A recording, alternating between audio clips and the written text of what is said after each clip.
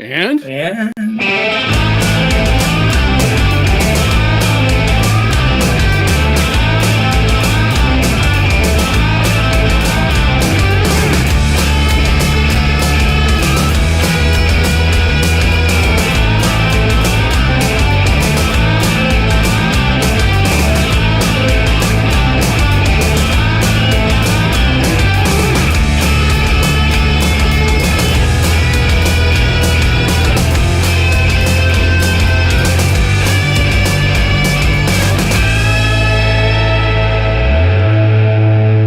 will try to screw it up less next time, although we can't possibly screw it up as badly as the city is screwing this up.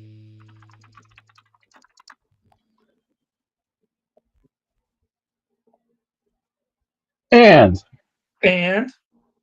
welcome to the This Week in Worcester podcast. This is Tom Marino. I am the editor of This Week in Worcester. I'm here with Mr. John Edward Keogh. He is the executive producer of Managing Media. He is president of Hollywood Film Group. He is a contributor to This Week in Worcester. He is my partner in crime on this podcast. Hello, Mr. John. Hello, Mr. Tom. How you doing? Apparently we do crimes now.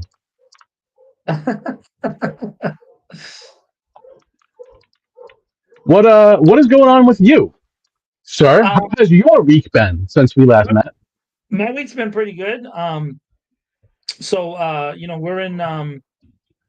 We're in production on a documentary which I kind of teased a little bit last week, which is it's Burning Down the House.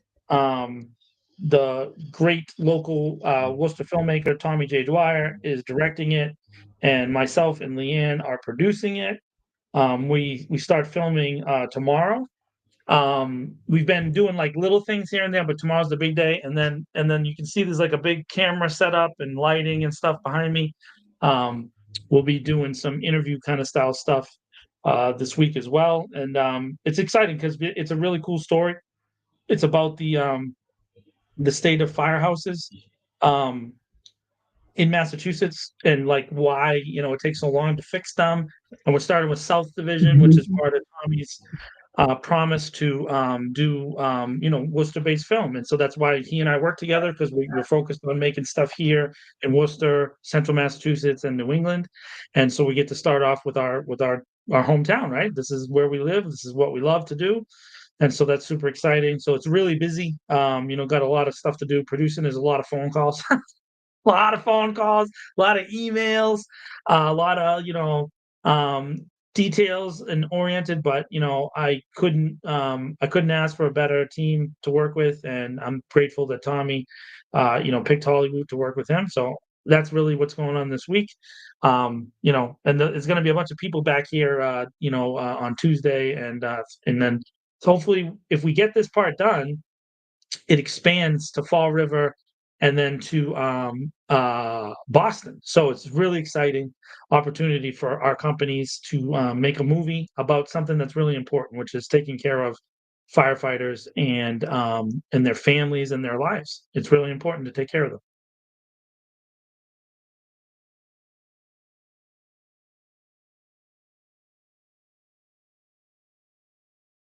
I muted because my dog was barking and then didn't know. And then forgot because it was more than 4 seconds later. No, that sounds good. I can't wait to see it. It's certainly an interesting story and probably, underreported, right? Yeah, I think it's underreported. I think that, people are focused on, obviously the tragedy that happened with the Worcester 6, that's really been the kind of big thing. But, sometimes those things kind of seem to slide into the background. Our firefighters, these are the first responders we literally ask to risk their lives potentially every shift. And it's not to say that other first responders aren't important, but in this particular case, fire is a thing that not many people are willing to go run into. Tommy comes from a family of firefighters, people who have risked their lives to keep us safe. And not just keep us safe, but literally to save people by running into buildings that are burning, right? And so often when we make municipal and state and federal decisions about money and how we're going to allocate money, some things kind of fall through the cracks. And so that's what we're really trying to focus on here. We think that this movie which we're working with the Last Call Foundation, which is a major firefighter nonprofit that operates all around the country. And we're working with them to be able to kind of, amplify this story and, put a lens on it, literally, right? With doing it as a film. And it's a unique story. It's a very New England story. Our firehouses are the oldest in the country by far. Our fire departments have, hundreds of years of history. And so it's a real opportunity to look into something that everybody um, cares about when something happens to their house, right? If your house, your place that you live at or work becomes on fire, it's really important. The other thing is that firefighters in our region particularly have been burdened with responding to drug overdoses, people who like heat stroke and things like that. So they've become not just people who are they risk their lives in fires, but they also risk their lives, and they have to save people on a regular basis because of the epidemic of substances that have been brought into our country and kind of fed into particularly into the inner cities, right? And so knowing that that's a real struggle. What does it say? I can't. What you find is money value. Yeah, what you fund is what you value. It's very, very true. And I think a lot of times we take these things and we say, okay, well, we're paying for schools, right? But a really open question that we have to talk about is that, like the South Division Firehouse in particular, they've been trying to build up the money to borrow, so they can then build the firehouse. And that's been going on for like 20 years, right? So it was old 20 years ago. And then somehow the loan to build that has taken the last 6 years to get to 47 million, which if you go to the last budget, they borrowed up to 47 million, and they need to get to 60 to start the construction of the new South Division Firehouse. But then if you look into things like the ballpark or some of these new buildings for housing and stuff like that, those projects have been kind of greenlit really quickly. Now I understand the funding sources is different, right? Because a lot of times firehouses are funded at the state level, not just the municipal level. There's like a combination effect when it comes to these kind of buildings.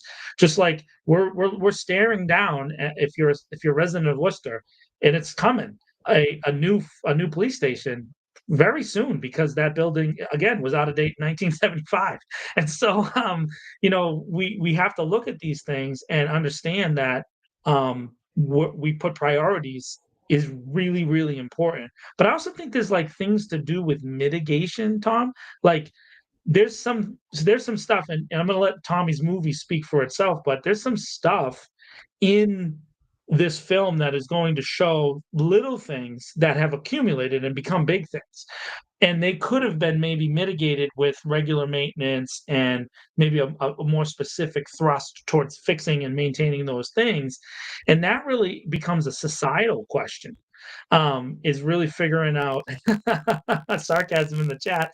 It's really figuring out as a society what we determine to be important.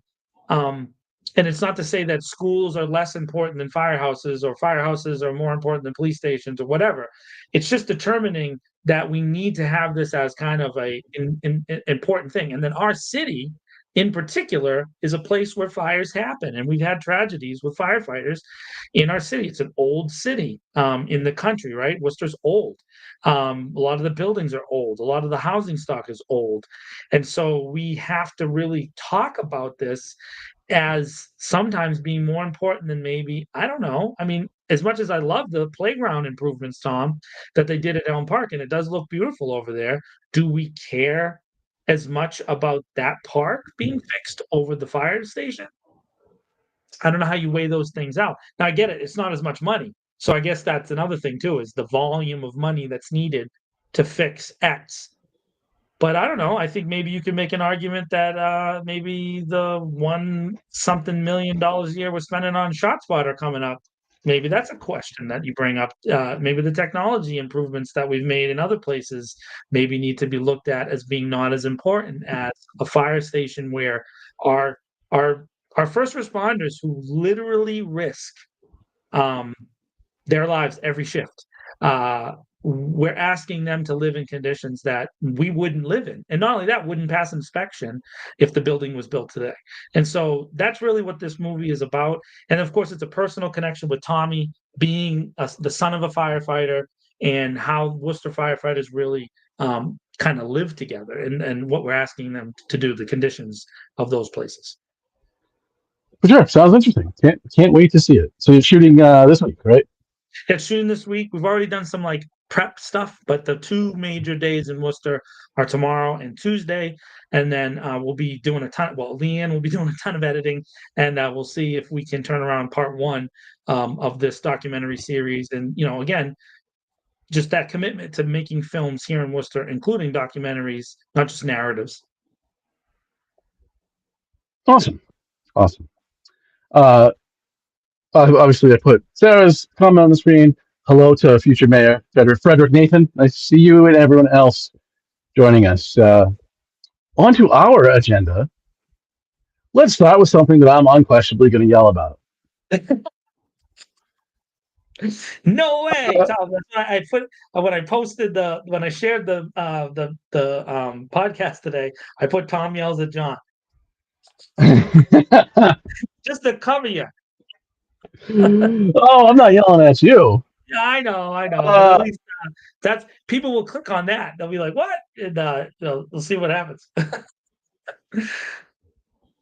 I'm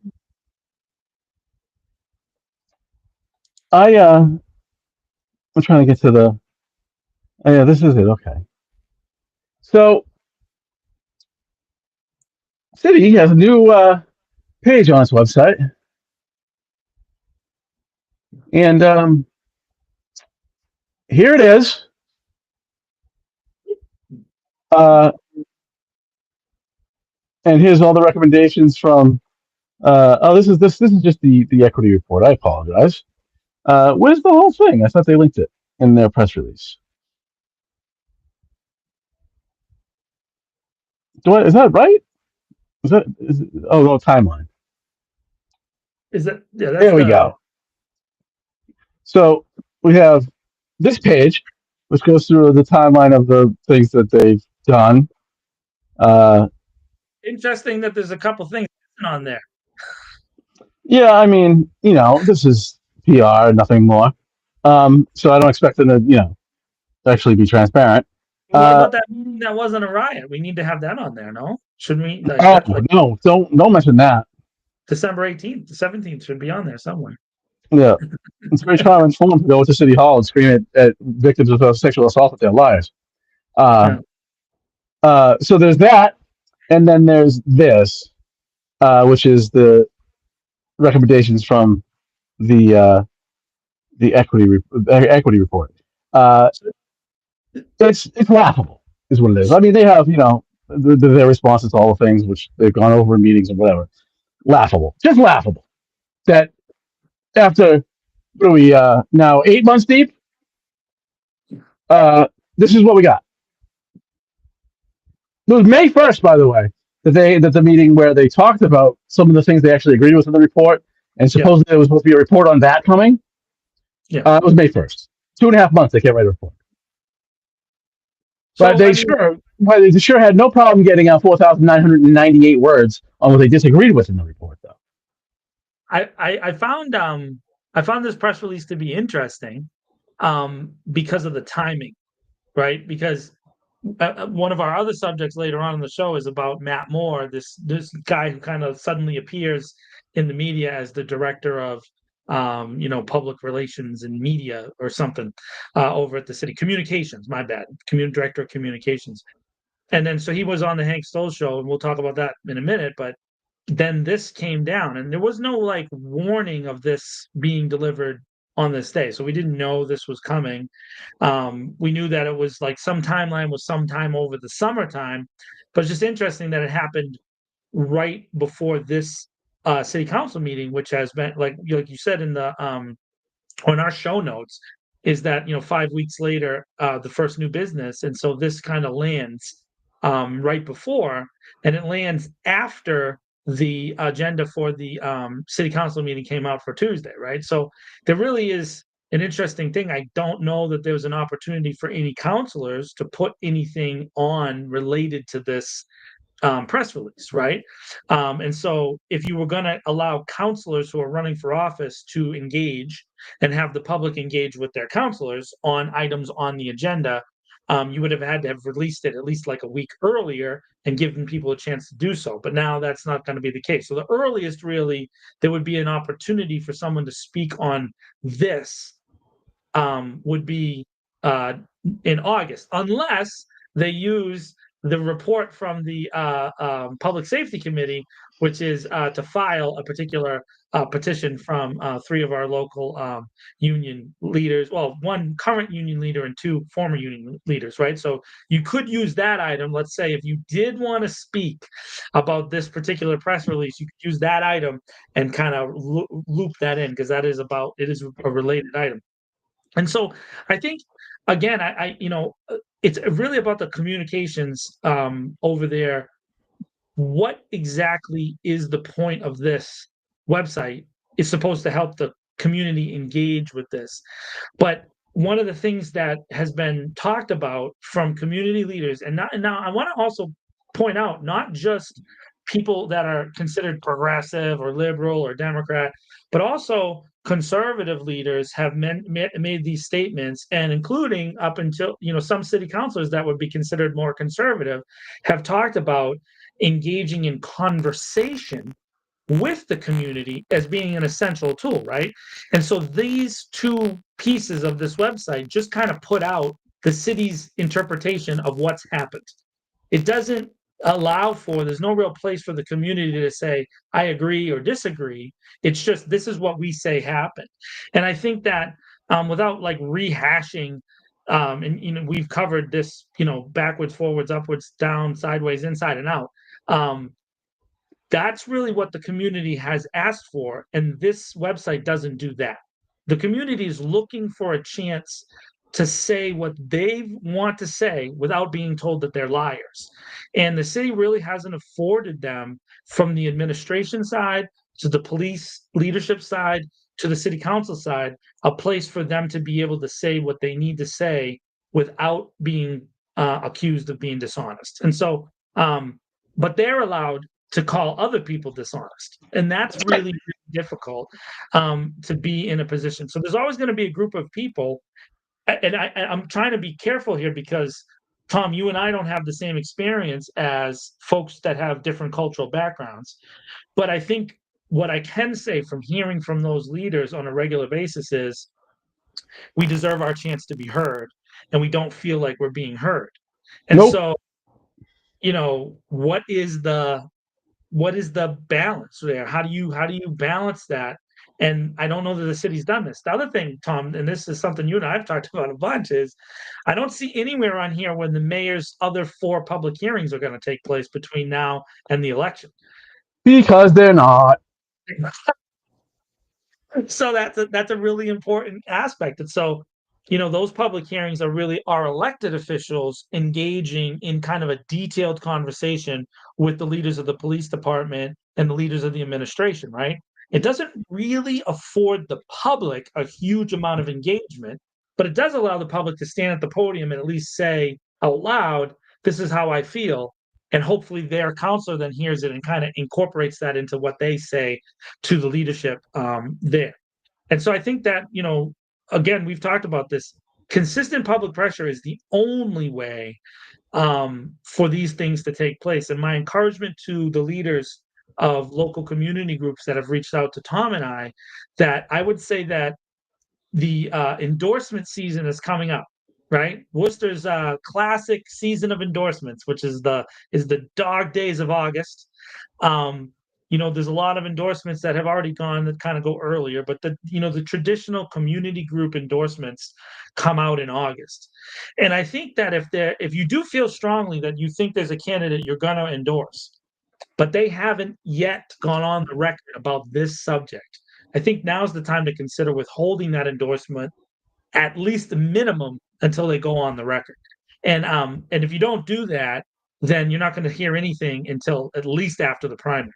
And so then again, this is where we get into this kind of sadness that the council pointed out a few weeks ago, 7 weeks ago now, when they said that business wasn't allowed to be done because of the disruption of the single council meeting. But again, now we don't have any more time to engage with this as a community until probably at least until after the election. Tom, I don't know any other way. Oh, isn't that a surprise? And some of them just don't want to deal with it. If I hear one more person say, I'm some version of I'm looking toward the future, I'm worried about the future. So you're just dodging everything that led us to that point. You're just dodging it, just hiding from it like a coward. And then you think, oh well, we're going to restore the trust between the police department and the city. You're actively continuing to undermine that by refusing to actually deal with the problems in a public way and have acknowledging the problems, acknowledging things that have gone wrong. If some right that I can't seem to find a basis for, that an officer discussing the disciplinary results of a certain incident requires the officer to be there and has in there the council if they so choose, then invite them and do it. Stop being cowards, hiding from the very real possibility, the very real danger that we're walking down. The path that we're walking down is Minneapolis. And, credit to the police department. The police department is certainly not what the Minneapolis Police Department was. That was probably the worst department in the city. They had a slew of, I forget how many it was now over some time, but it was, more than zero of officer involved fatal incidents. Right. Shootings and such. So, I'm not necessarily comparing the two. But what I will compare is, what happened in the 4 or 5 days that after George Floyd was killed, Derek Chauvin was sent home with details of his house, protecting his house, while he sat in his house, while they waited to decide if the thing that was on camera that he did was a crime. Right. The reality was that if you go back and look, the district attorney there was quite mealy-mouthed about what he was going to do. He wasn't like, this is terrible and we're working hard on it. He was like, well, it was a lot of equivocation. And then there's stuff lit on fire. And then suddenly the state took it over and was pressing charges. And how important is that now when we've had indication from several leading, kind of Trump orbit politicians and officials that there was like a floated concept. I know Trump never said it, but other people kind of close to him did kind of mention this of potentially a pardon for this guy. And so the state taking it over and eventually convicting him at the state level, because remember, he's convicted of both federal and state charges. And so that happening was really essential, because if he did get pardoned at the federal level, then he would still have to serve his state sentence. Yeah, he pled guilty to civil rights violations at the federal level. Yeah, and he should have, because he did. And, I'm saying like the murder charge was state. Nobody but the governor can pardon him. But the civil rights violations carried a significant sentence. Like he's not getting out of federal jail anytime soon. Like it's I think he got like 46 years or something like that. Nah, it's 22 and a half. Huh? 22 and a half running concurrently. Yeah. So then after that sentence is over, he goes down to state to finish off the life sentence, right? But no, I think that's what it is. 22 and a half is what he's going to serve. I mean, he'll probably be dead. I thought he got a life sentence at the state level, but I could be wrong. Yeah, maybe I'm wrong. I could be wrong too. Okay. But so just back to this, and mind you, I just want to clarify there. We're heading down that path in the event of, which is an inevitability over a long enough period of time. It will happen that there's an officer involved shooting, and if that officer involved shooting in Worcester has questions about it, it's not going to be pretty, folks. It is not going to be pretty. Because things will be lit on fire. And that's what happens when you activate people who aren't politically active, right? Right. And they're so removed themselves from like anything political, or at least active participation or active awareness of what's going on in politics, right? Like you're common, not politically interested person. When they get activated, that's when bad stuff happens. Yeah. Because it takes a whole lot to activate them. Right, and by the time they do get activated, they're usually frustrated and angry, and so they're responding with emotion from deep, long periods of feeling, not heard, not listened to, not cared for. I had this a conversation on, Worcester Political Dialogue earlier this week that was in relation to, do you scare people or not to get them to activate politically, right? And there's this one hand of people who say, well, you can't do that because you can't persuade people with fear. And then there's the other side that says, well, maybe it is time for fear. And it just comes back to that question. How much longer do people have to wait for there to be a country where everybody does feel safe? Right? Because I don't know if that's going to happen, but well, no, I'm not saying it is, but what I am saying is this: the two arguments aren't any longer. One group is saying, "Hey, we're going to become safe in 20 years," and another group is saying, "We're going to become safe in 30 years." One group is saying we want to be safe, and the other group is saying you are safe. Just deal with the conditions. That's the argument is not between just comply. They're the same things. Just comply with the government.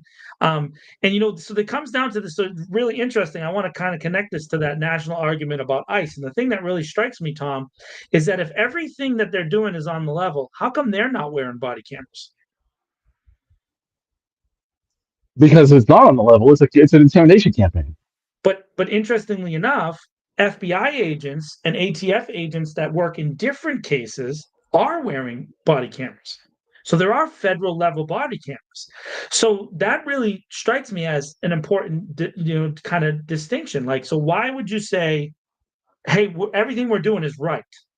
Okay, but we won't want to show you it. There was a tour down at the Alligator Alcatraz place earlier this week, and they didn't let the politicians bring any cameras. Why? If it's on the level, why can't you show cameras? Why can't you show us what it looks like? Why can't everybody see? What that is it in today's day and age in 2025, if you're not willing to be on camera, then there's a question about whether or not you're telling the truth. Because we know we have the technology and we all have it in our pocket to be able to record and see something kind of, that's there. And one of the statements that was made by the Florida politicians was there was a guy inside of Alligator Alcatraz who was yelling through the fence, "I'm an American citizen. I'm an American citizen. They arrested me, but I'm a citizen." And of course, we've seen already that multiple American citizens have already been deported. That's already happened, including babies. And not only that, they've admitted this, including the baby down in Arizona that was like facing like cancer treatments of some crazy, something like rare disease. Those kind of things are happening live. And so when you see that, and then they say we won't show it, it comes down to why won't we show it? So then you get all the way back here to Worcester and how you're dealing with stuff at the local level. It really comes down to true transparency, and true transparency really doesn't just mean showing the video and showing the pictures of whatever afterwards. It's also engaging about the fallout. So when we have the situation that we've had ongoing, not just the DOJ report, which covers 2018 to 2022, right? But going back to 2015, going back before that to 2009, going back before that to other times when community members have spoken and asked for answers related to this very, very specific thing, and then very specific officers, not the whole force, just a group of them, that have been consistently engaged in behavior that leads to community angst. It's not a difficult question to answer. And we've had a series of leaders over the past 25 years who have just said, we know what we're doing. We know best. You shut up and listen to us. And that has to change, Tom. It has to. Yep. That same neoliberal, basically right-wing position, everything is fine. It's fine. Just do it all. Just comply. Even if that's met with a law enforcement officer unzipping their fly, just comply. That's what you should teach their daughters. That's what they're really saying to you. I also wanted to point out, Yeah, go ahead. Real quick, I had a conversation with a local city council candidate who I happened to run into in Elm Park. I'll leave their name nameless, right? And we were having the conversation about this idea of critique versus hatred, right? So you and I are very much often like grouped in this group that because we critique the police department, Yeah, we hate the police, right? of So course, because they're perfect. Just ask them. so I thought about that for a couple days now, and the thing that really struck me: when you are an elementary school student, right, and you get a D on your test, does that mean the teacher hates you? Yes, obviously. No, I don't think it does. I think it means that the teacher is grading you. And so this goes back to that, this idea in our society today that every single evaluation has to come out with roses. Every single Yep. time we have to agree with everything that comes out. And that's just not the case. But at the same time, then we see behavior of that's kind of put out by these agencies that is critiquing the public.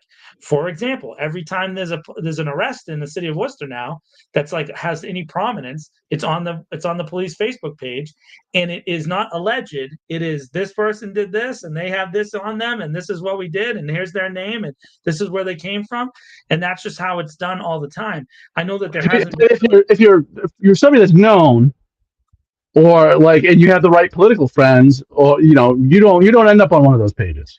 That's true too. So that it's not every now, because now that we have the dashboard, right? We have the dashboard access to the this opportunity to look up police reports and ask for them and request them. We also have the Freedom of Information Act that we can ask for more paperwork. We notice that not every police report is posted on the Facebook, which means it's a selective That's advertising. right. It's advertising, Tom. It's an agenda, and it is a conversation that the police department, through their media team, whatever, is having with the public. That's what they've determined. We're going to use this portal to have a conversation with the public, and we want the public to hear this particular narrative. And to our conservative friends, or to our more the folks that can say that we hate the police, which we don't. I would ask you, why don't they publish every single police report and every single arrest on that channel? Because they don't. Have you ever asked yourself that question? That's a legitimate critique. That doesn't mean I hate anybody. It just means I'm asking, why do they only put certain things on there? Ask yourself those questions when you go to the voting booth this September and November, and ask yourself directly, what does that mean that they only put certain arrests there? And is there a policy, Tom? I don't know. Do you know if there's a policy about that? About what they put out there? No, no idea. I don't believe so. Not that I'm aware of, at least. Right. I just want to go back to this web page for a second here. So Yeah. you saw the best what was there. There's a bunch of stuff under some of those pull down menus to each recommendation, but I mean, it's not exactly robust, I would say, right? I'm going to screen share one more time to show you an interesting document. Now, there's been a lot of, remember, we've heard this a lot. Well, the DOD report on Worcester was like 35 or 40 pages or something, right? And in this 35-page or 40-page report, they blah, blah, blah, blah, blah, and they don't know the law, and they didn't verify anything. And even though that wasn't the point, right? The point was to learn narratives that are reasonably believable, and to articulate the concerns from the community. And then the second half of that process is to get to a place with a document of all the policy changes that are going to happen to address those concerns, right? Because again, it's against the law for them to name names. It's literally prohibited by federal law. The law is sacrosanct until the police want it broken, and then it's not so sacrosanct anymore. I mean, this goes back to we've had this long conversation, Tom, now going back years, even before we had the show, about what selective enforcement means. Selective enforcement is another form of deciding that we don't like the law, right? It's like, okay, we're going to enforce these rules some of the time on some of the people. And then the question is, does that person that's making that decision have any bias? Because all of us have some bias that's based on our environment, our culture, and how we grew up, right? Our lives all create biases about how we think about things. Bias, the word, is not a bad thing. It's just a fact of reality. I'm biased towards, for example, chocolate chip cookies. I love me some chocolate chip cookies, and I am against oatmeal raisin cookies. I'm pro chocolate chip and I'm anti raisins. That's a bias. It's something that I prefer. Now, that's a funny thing to say because it's cookies, right? But when we're talking about people, we're also related to culture, religion, background, age, disability, sexuality, what school you went to, right? What sports team you root for. Those are all things that we find to be biases in reality. So we're only asking the question, the person who decided to make that choice, like you just said, what are their biases? Do they have any?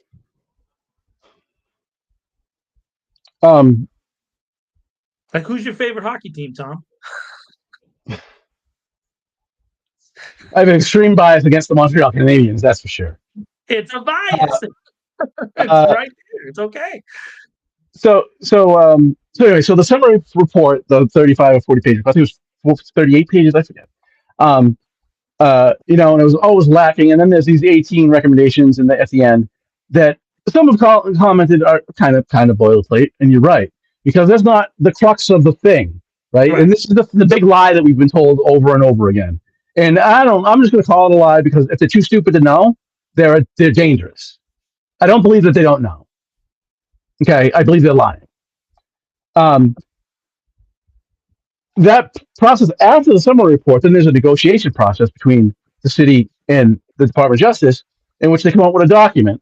And sometimes that gets gone to court. It's called a consent decree. There's other types of, sometimes they don't go to court. It's just an agreement. But typically they go to court and it's called a consent decree.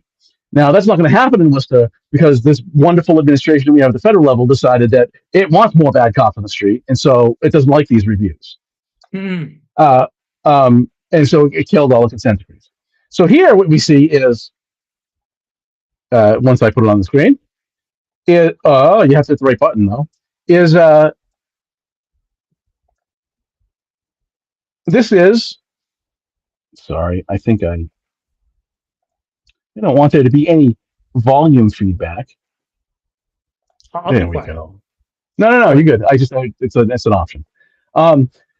This is the consent decree between, again, one notoriously horrific police department in Minneapolis, Minnesota, and the Department of Justice. You see, it was signed in January.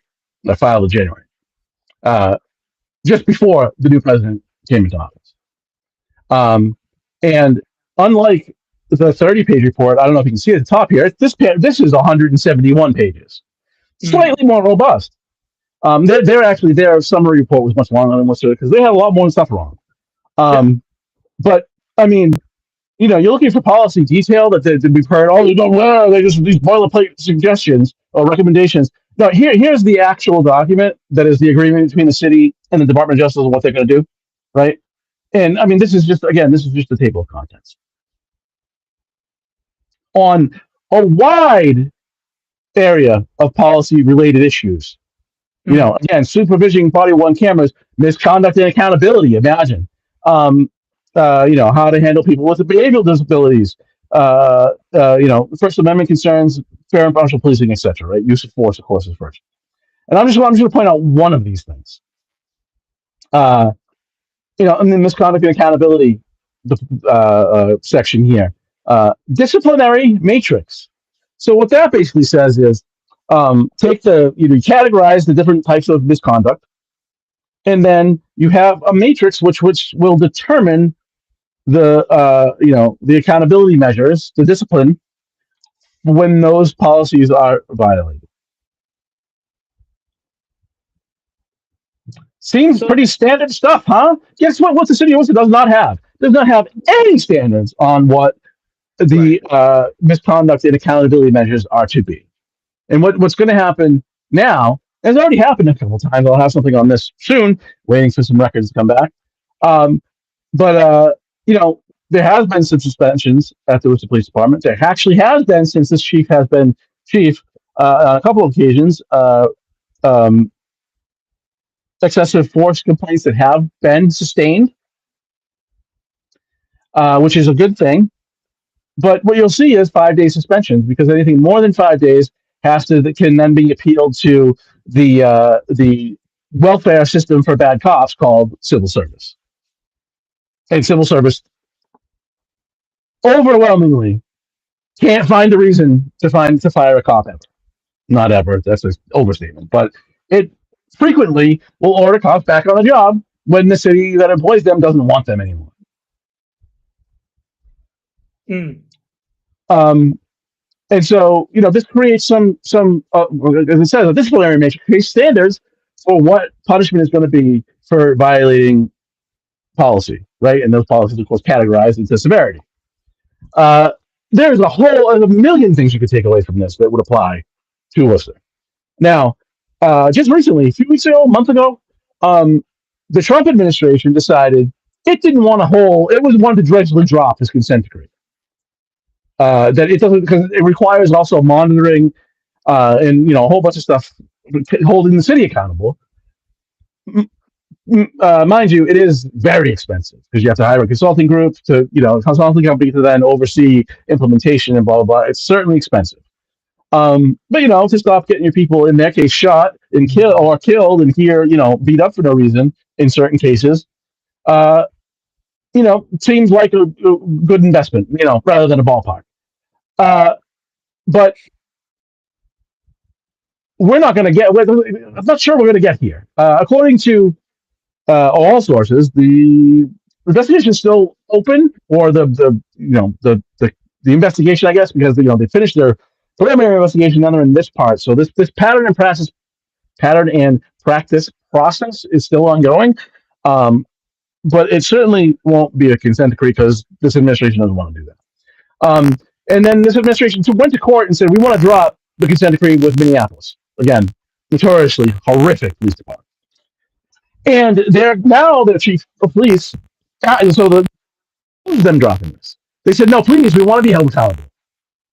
And then the federal government said, no, we don't want to do that. And the judge, I think, by law, didn't have much of a choice but to side with the federal government. So they dropped the consent decree. And I don't know if it was the next day or the same day, but very soon thereafter, we had the chief of police of Minneapolis on television in Minneapolis telling the people of that city, we're going to follow the consent decree anyways. Folks, that's what real leadership looks like. Not hiding behind some pull-down menus and we wrote some policies and everything's going to be fine. We have no plan. No plan. There's no strategic plan for the police department. Strategic plan for the fire department, based on a very expensive report that was very much needed, 2 years ago now. They ended up with 100 and some page report and all, did polling and interviews with people inside the fire department, did all this policy review and practice review. And of course, we're not going to do that for the police department because the unions told city councilors and the city manager that that's not what they want. And see, that document that we just briefly looked at, we just looked at the table context, but that's what specifically officers that spoke at city council in December, not a riot, some of them specifically said, and we oppose any consent decree because they don't want to do anything because it works well for the worst of the worst right now. Yeah, I think there's no accountability.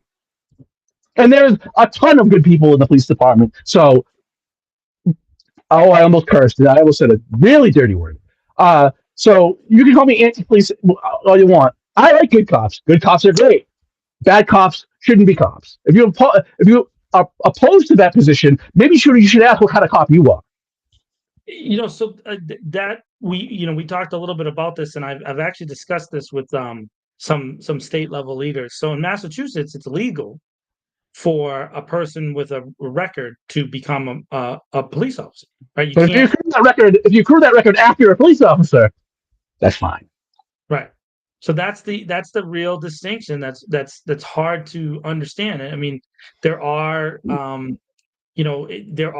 there are places where an officer could commit a crime, and there are ways for that officer to get back on the post commission's certified list. Now, of course, there are specific crimes that do kick you out no matter what, like murder. The stuff. I think I think with post now, it's any felony conviction will automatically lead to your license being pulled. Right, so being decertified. So, but there But if you only assault somebody, say at a soccer game, at uh, at a misdemeanor level, you can be convicted of that and not fired. You can totally show yourself to be an unhinged lunatic, but which, as long as it's just a misdemeanor, it's fine. so, like for example, a DUI is a misdemeanor case. It's not a felony. So you Right. could get a DUI. Like if we talk about it practically speaking, there are some things that we determine that we think that we don't want regular people operating certain things like machinery if they have a record of getting DUIs on a regular basis, right? We will take away their right to operate like a forklift, right? So like even if you so I used to work in a warehouse, and to operate a forklift, there's a certification process, right? And part of that certification process with the state is that you can't have a DUI on your record within a certain amount of time, right? So if you the interesting thing is that you can still carry a gun as a police officer. And that's a really questionable gray area of law that we haven't specifically done. And this comes down to holding people to high standards. So that means if you work in a warehouse, you could be reduced to a lower level because you're not allowed to operate a forklift. But if you are a police officer and you got a DUI, you wouldn't lose your ability to carry a gun in public. And that's a really significant question to ask. Now, the police people that respond to us often will say, well, that's not fair. You're just bringing this up all the time. And the reason we're bringing this up all the time Do is, something about it. well, it's not just that, Tom. It's that there are folks that consistently tell us that this is an essential thing that they care about, and that the police just aren't listening on that level. They put out nice press releases and they have community events all around the city and they do good things. And there are some officers that do good things. But there are people that won't go to those events because they're afraid of people wearing uniforms. And as I've stated in the past, and I'll say this, until we have a city that is not afraid of a uniform, then we haven't completed our work in police reform. And so we have to get that done to get the community trust that we see them talking about, but we don't see it actually happening on the ground. Now, of course, they're basing all of their decision making, Tom, on the next election or the election behind it, saying that if the voters don't change out the city councilors that have this same thought process, then the voters are voting in effect for what we're doing. The problem with that is that we've seen buyer's remorse at elections just this year. We've seen what that looks like, right? There was a Wall Street Journal poll, which is a very, very heavily weighted Republican polling organization, that came out on Friday, that says that now 75% of Republicans, registered Republicans, say immigration is a good thing, up from 38% on the day that Trump was sworn into office. I don't know if you realize how big of a jump that is, but that is a massive jump on a very specific issue. And on the ICE raids themselves, we've seen a swing. It's always been 80% of the Democrats were against it, but we've seen independents go from 40% to more than the Democrats. Independents are in the 85 percentile, and now Republicans have broken past 50%. That is a radical change in polling on a single issue. And so when you see that, you would think that those folks recognize that they voted in a person who did this stuff. And I would argue that he was saying he was going to do this stuff the whole time by picking Stephen Miller, right? So now at the municipal level, you have to go by what people say. They're telling you who they are, and you have to make that determination for yourself. But if you have a track record, let's say you had someone who was a city councilor going back before 2015 that has consistently voted the same way, you can't anticipate that they're going to change the way they vote in 2025, right? You just can't do that. And so then you have to make a determination as a voter for yourself, not for me. Read not only what they're saying now, but also their consistent track record. They have a long voting history, a long public event history, who they show up for, who they don't show up for. And that's where you have to make your determinations, because when it comes to the rhetoric, Tom, it's just not going to change anytime soon. The rhetoric is always going to be the same. Yep.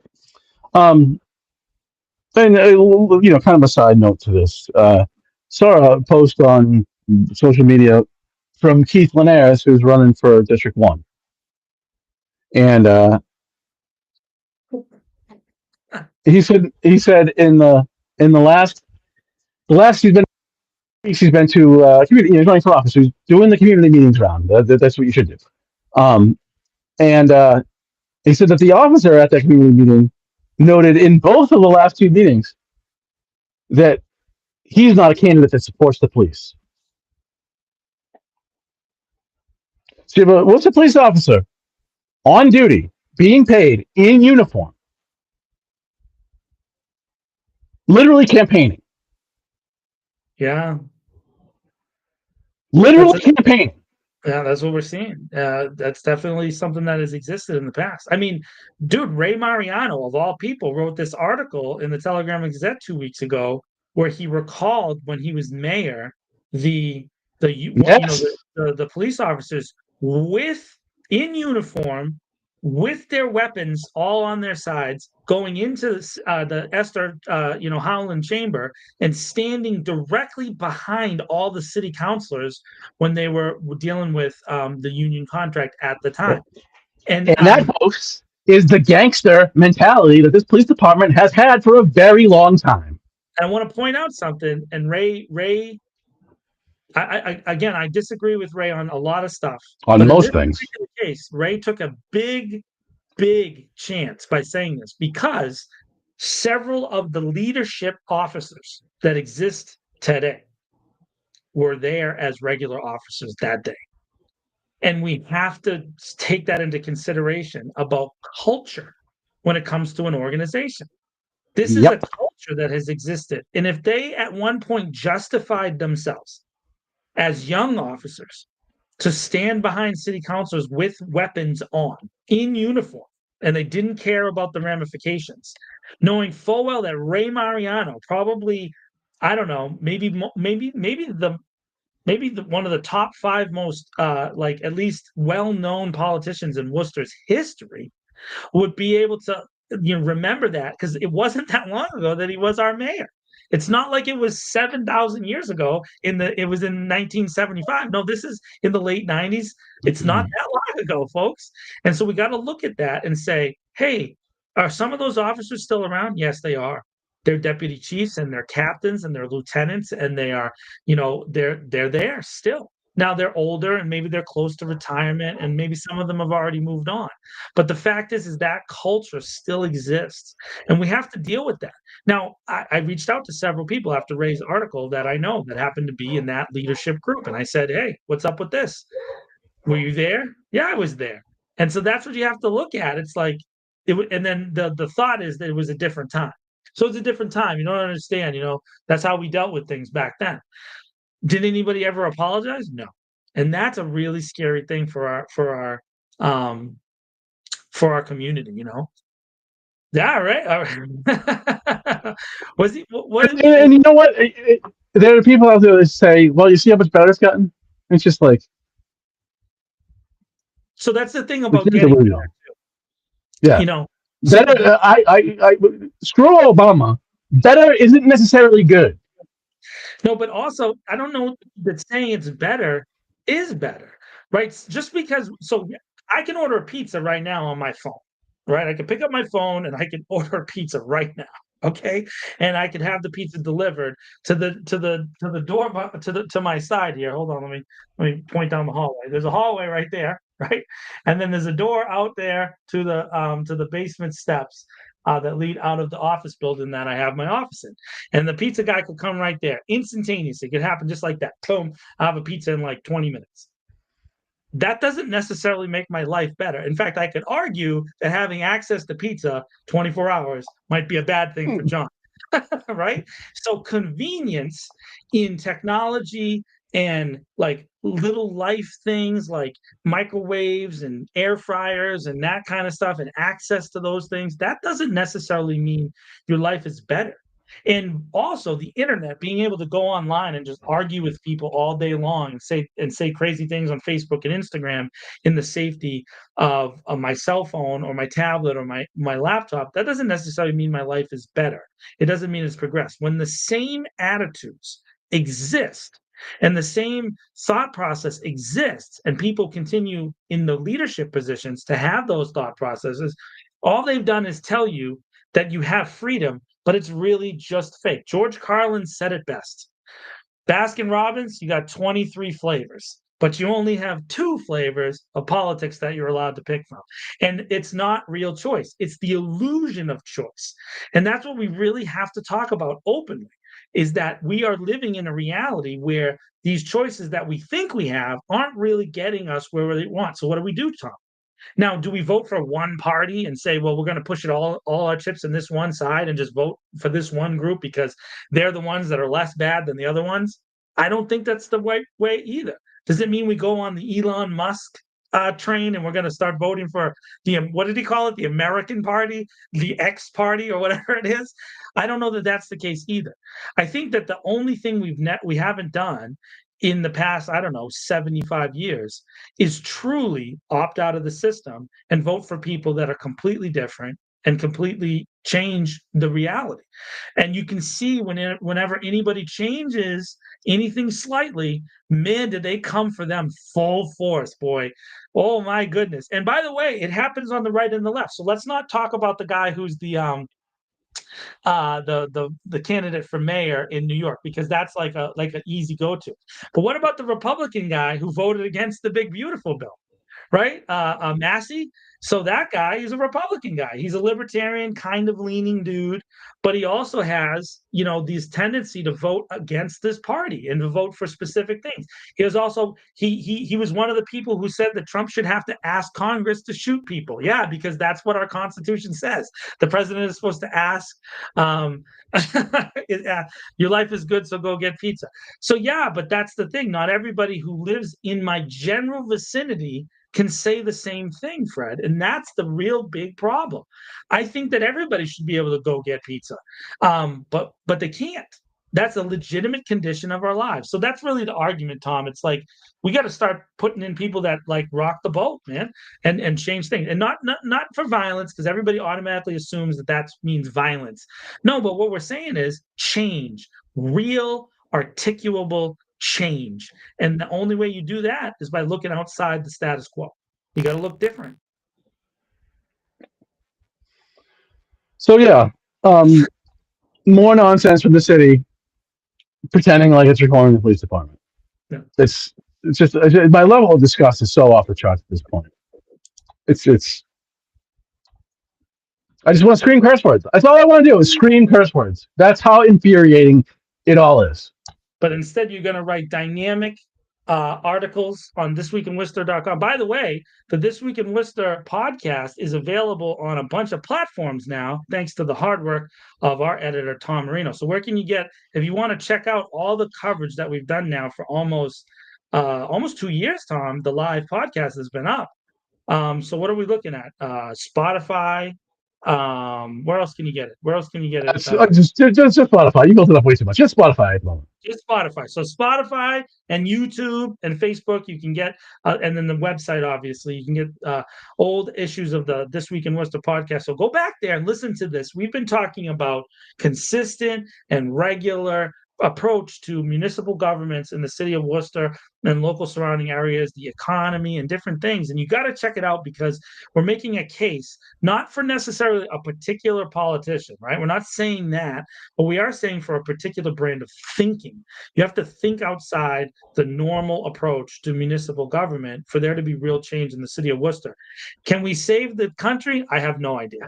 I don't know. I have no idea what's going to happen when they're literally creating internment camps on TV and celebrating it, and then calling it by silly names like Alligator Alcatraz. That's an internment camp, folks. You can call it whatever you want to say. It's a straight up internment camp, and that it is only specifically for Hispanic people. When Tom Homan goes on the news and says ICE agents have the right to stop you based on your physical appearance, what physical appearance do you think he's talking about? Because it isn't me. It isn't Tom. It sure as heck isn't Fred Nathan, future mayor of Worcester. It is a brown person who looks Hispanic. That is who they want to stop, and that's who they want to arrest right now, because that person is the other. They are making us all feel like they're threats that come from the other. That's happening live. So I don't know if I can do anything to stop that, Tom, but at least we can push for some form of change here at the municipal level by talking about things logically. Which, by the way, is a great segue into our next topic. Yes. So I hear from John, I don't know, one day, whatever day it was this week, and he's absolutely flipping his lid on an interview on Talk of the Commonwealth with Hank Stolz, with the city manager's director of communication, Matt Moore. Matt Moore. Yeah, so let me just preface real quick. First of all, I'm on Talk of the Commonwealth every Wednesday at 8 o'clock for a half-hour show called The Rundown with my friend Mark Henderson. We talk about the top stories of the week. And also, so Matt Moore, who's now director of communications, he was at the Department of Health as a PR person or press liaison or whatever you want to call it, communications person, and he was filling in when there was that position was open in the city manager's office. And my experience with him was he was awesome. And then they filled that job, and he went back to the Department of Health. And then at some point, they consolidated all the PR, media relations stuff into City Hall, basically under the city manager. Yep. And so Matt was moved over there. I was a content producer of some sort.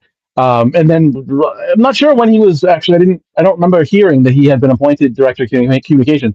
So I mean, my impression, despite the video, I mean the interview, my impression is this is generally a good thing. My past experience with him was pretty good. So I mean, in the interview with Hank. So first of all, let me say I love Hank.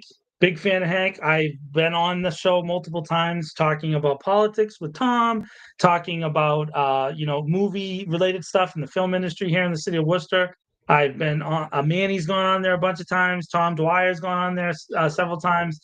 So I'm a big fan of Hank. I think Hank's a good guy to have in the city of Worcester. He cares about Worcester, and he does focus on the things that we're doing here in the city. So, I get Hank, and so I'm not asking Hank to interrogate this guy in the way that I would, because it's a completely different thing that I do versus what Hank does, right? So there's that. So in the interview, to answer that question about where this guy Matt Moore came from, he says that sometime in the spring last year, this position was created.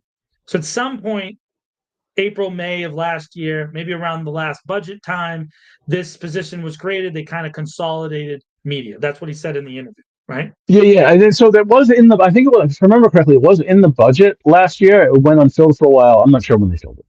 And if you remember at the time, George Russell had made a big stink about the total salaries related to the media department, and then at the time, the city manager had responded and said, "Yeah, well, this used to be under this department, and we're kind of putting it all in one place." And that was his response to George Russell in relation to all of that media-related stuff. I don't necessarily have a problem with them consolidating departmental media and institutional media. I love to get him on, Sarah. I will totally invite him on, but I've yet to do that. I want to respond to what he said on Hank's show first, and then I'll totally 100% have him on this show or Manny's show or any show, and Tom will probably talk to him too. This Week in Worcester podcast is open to anybody in the city administration or elected officials coming on and talking, and it doesn't necessarily have to be an official. It can be regular people can come on and talk to us about stuff. So that being said, the couple things. So if he did consolidate that last year, and the media department kind of became one entity, in the last budget period. My question to the listeners of our show and the listeners of Hank's show is: do you really believe that the city government of Worcester has had a really consistently good messaging system over the past year? Like, seriously, that's a serious question. Can you say that they have 100% spot on, nailed it time after time after time? And I'm not even talking about the stuff Tom and I always cover, like the police department and, the city councilors. Let's just talk about their messaging related to potholes, or their messages related to the changeovers on Mill Street. Or how about the messaging related to what happened with the hotels with WPI? Or how about the messaging with the state, the issues they had with the state related to the changeover on the Amtrak schedule, or the Acela line, right? Or how about the stuff that they had going on with traffic deaths, right? The different if you notice this year, the issues with traffic and safety accidents, this is the hardest time that we've had. The hardest time we had last year was right around this time for the traffic deaths. We had a series of traffic deaths last year, and there was a bunch of confusion because the police were really making press statements, and the city manager's office was making press statements, and the mayor and city councilors. And if you've noticed this year, it's been consolidated in one place. So good job. Consolidating it into one place is a really, really, really good job. I appreciate that. And so I would say to this that doing consolidation isn't necessarily a bad thing. But last year there was a bunch of problems. So Matt went on Hank's show and he said that they have been consistently delivering correcting information in relation to media and other people in the city of Worcester in the time that he's been in the department. And so that's something I want to push back on, because what he's saying is only the city manager's media team is going to give you accurate information. That's what he said. That is the How Trumpian? Huh? How Trumpian? Yeah, very Trumpian, very, very Trumpian of Matt Moore. And I want to make that very clear. Matt Moore made these statements on Hank Stolz's show. Matt Moore, who is the director of communications, went on and said that we're providing correcting information on a regular basis to people and responding to people online. And he said that they are watching 24/7. They are always watching social media channels, whether it's Facebook, whether it's Instagram, whether it's he mentioned Reddit. They're like really deep diving. By the way, I also read Reddit. Reddit is not necessarily the place you want to go if you want to have a good time. It is not necessarily a fun place to be on the internet. But this guy says that they are doing that on a consistent basis. Then he mentioned that they have one person now, Tom Matthews, who handles all media inquiries. So I would ask again to all the media professionals in the city of Worcester, have you been consistently handled the same as the Telegram and Gazette and the Worcester Guardian are handled? The answer is no. The answer is 100% no. Sometimes the press releases go out late. Sometimes the TNG gets leaks directly from the city government. Sometimes the city manager invites only specific press entities to his office to deliver the budget to them, but not other press entities, which tells you they have a communications department led by Matt Moore, who took credit for this on Hank Stolz's show, that is saying it's okay to be divisive in the media. We're just going to provide it only to one side and only to one group of people. We're not going to provide it widely. I would argue that they made a terrible mistake when they announced the new chief of the DEI department last year. And when Kevin Levancy, and when they announced him, they gave the announcement to the Telegram and Gazette before they provided it to the rest of the media, and they gave a picture to the whitest of white newspapers in the history of New England. They provided the new DEI chief to them first, and he gave an interview. And then Manny has been asking for an interview, and Kevin has dodged Manny Alvarado, the only Latino-owned media company in the city of Worcester that's registered with the city of Worcester. Literally, that's a post on Manny J Media this week. You can go check it out. Manny is the only Latino-owned media company that's registered with the city of Worcester. And Kevin Levancy and Tom Matthews have been ducking Manny for 9 months straight now. 9 months, constantly. There's always an excuse. There's always something. And at this point, Manny has freed me to just say what I need to say. So Matt Moore is directing this media approach. That's just this. Let's talk about the DOJ press release from Brian Kelly. That press release was an abject failure of the city administration to do its job. It was supposed to give a heads up to every city councilor, and it did not. The city manager admitted he only provided the text of the press release to Mayor Petty in advance, and that the other 10 city councilors are elected officials. So for each of you in districts and all of you at large, the city manager gave it to, through his lawyer, gave it to the Telegram and Gazette before he gave it to your elected officials. That is a fact. And he has never apologized for the breach of trust with the community. He only apologized to the city councilors by saying, I should have told you first. He has never retracted the content of that press release. In fact, the city continues to argue untruths, 100% untruths. I'm only going to focus on one because we don't have time to do a 10-hour show. One of the untruths that Brian Kelly said was that the report, the DOJ report, was rushed out in advance of President Trump's inauguration. And that is unequivocally false. 100%. I spoke with Merrick Garland's office, me, John Edward Keogh, and in Merrick Garland's office, we were provided with the information that the Trump transition team approved the release of the Department of Justice report. That is a fact. Further, 2 of the 5 lawyers that worked on that case were appointed by Donald J. Trump. That is a fact. Further, in the Massachusetts Department of Justice office, currently headed by Leah Foley, there are 3 Biden appointees and 1 Obama appointee that also worked on that report that have not been let go. I want you to let that sink in for a second. That goes to Tom's point about this investigation has still continued. Our city manager, through his communications team, approved a press release that had an unequivocally false statement in it, and he has never, not once, apologized for that false statement. And it is 100% false. And you can do your own research and find it yourself. But all this information is publicly available, folks. This is not something Tom and I invented.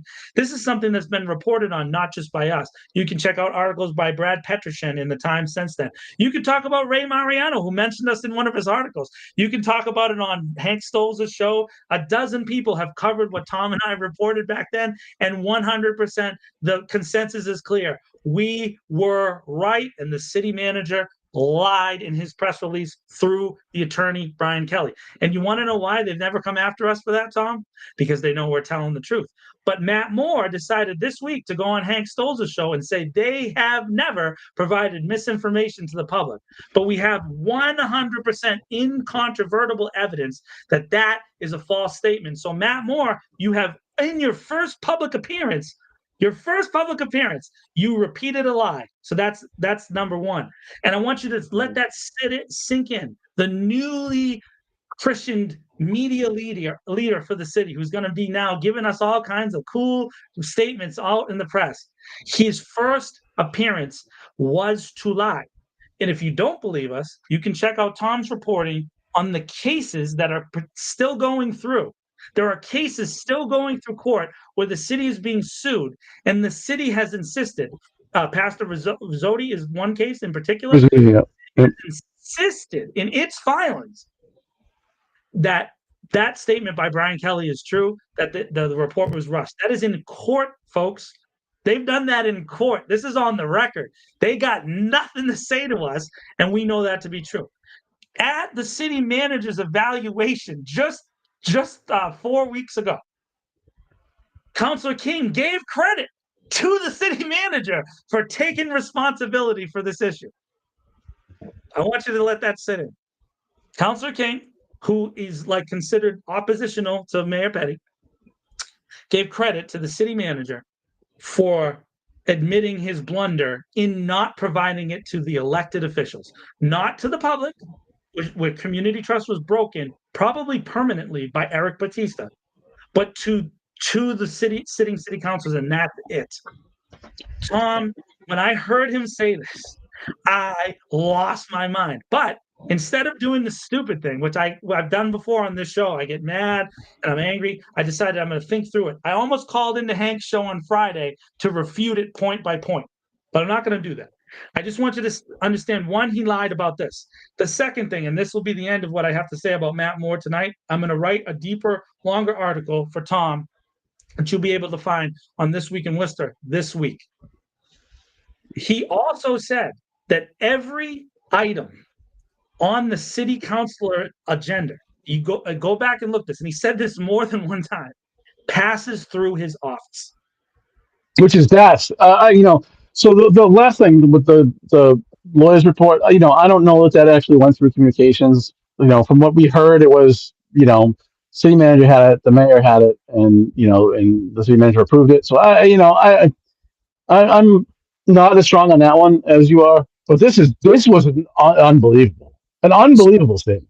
So Matt is the one who, the reason I'm saying that Matt Moore said that is because Matt Moore said that in Hank's request about the DOJ report, that they reviewed those press releases, and that the city manager, who consolidated this team into one place in his office, right? The dream team, the media team, the people doing all the communications work for the city manager has said to Tom and I on multiple occasions and in public at least 3 separate times that he approves every press release that comes out of that office. So the only conclusion I can make from those 2 statements is that Matt Moore and the city manager collaborated on that press release, and they approved it, and it went out. Well, so first of all, I'm not sure that he was in the job yet when that happened. And secondly, I don't know that went to communications, but this idea that, and this actually goes into our next item very nicely, this idea, the incestuous nature of the city manager's office and the city council is really unbelievable. I mean, it is the fatal flaw, I think, of the city manager system, is that councilors are trying, to continually prop up the person they chose because they chose them, and their failure was, the failure of the person that they appointed is a failure onto themselves, right? So everybody's, and it's good that everybody wants them to succeed, but when you want to very badly make it look like he's succeeding despite the facts, that's where the problem is. It is. And so he goes on and says this thing that every item has to go through his office. Tom, this is definitive evidence, in my opinion, and I'm not asking you to agree with me, that our city council system is broken. Because if Matt Moore, he is an unelected, appointed official who was hired by somebody else. I don't think he was hired by Eric Batiste. I think he worked in a different department first, but he was consolidated into this position by our current city manager. This young man, who is not a lawyer, okay? He is not a elected city councilor. He is not one of the advisors to the city council. He doesn't work on the staff of the city council. He's not the mayor. He's not the mayor's chief of staff. He's not the mayor's secretary. He is nothing to do with the elected apparatus of the city of Worcester. Yet he is making decisions according to his own statement, which he repeated 3 distinct times, that every single item goes through his office. That means that we do not have an elected system in our city, Tom. That means that we have lost, as citizens, as voters of the city of Worcester, we've lost all power and all ability to be accountable. And our city councilors should be up in arms, but you will not hear a peep. You will not hear a one drop about this from the city councilors, who have zero power to do anything about it. They have zero power, and they have exhibited that as a body, not every single individual councilor, but as a body. They have exhibited that they are okay with giving power away unconstitutionally, unchartertutionally. By the way, that word is pending trademark. Chartertutional is my thing about the city charter. It is unchartertutional that this person is reviewing any item for the text on the actual agenda. The clerk is the elected official. The clerk, Tom, that's his job. It's the city clerk's job to review text and to go back to the councilors and say, hey, this is that, right? Is it Nico's job? Yeah, he's appointed, though. He's appointed by the council. But it's the clerk's job. This guy doesn't work for the clerk. He works for the city manager. Right. This is one of the only positions that the city council actually hires, is the clerk.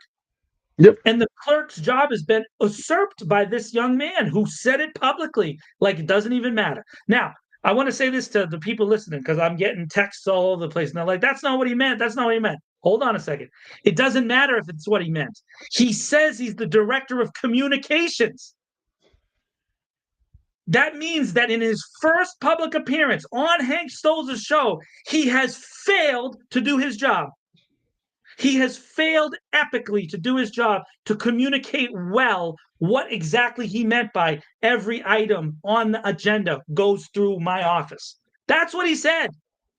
That is a failure. Either he's really bad at his job, Tom. Unbelievable. Well, so yeah, I mean, it's a dumb statement. But so what does that mean? Like, do they get a say on if it's on the agenda? Like, I don't understand. So it goes through them. So what? Like, what does that mean? Like, what impact do they have on it? That's what's not clear. That's a scary thing because there's nowhere in the charter. It doesn't say anywhere in the charter, Tom, that every item is supposed to go through the city manager, let alone some person that he hired. Can you show me where it says it in the charter? It doesn't say that because you're right. Every item includes chairman's orders from the committees, which is appointed by the mayor, and it includes orders from the city councilors. Every item includes orders from our elected officials. This is a failure to understand the words that were coming out of his own mouth. This is a terrible faux pas. Now, of course, this is deep in the weeds of political speak and understanding what officials are saying. But that's my job as a journalist, to point out this is wrong fundamentally. If it's true, he's breaking the law, probably. I don't know how we would affect it unless we had a lawyer who represented all of the voters in Worcester who went after that statement. Or he's not doing his job explaining his job well. And his title, Matt Moore, is Director of Communications. That's his title. So I just want to point that out to everybody.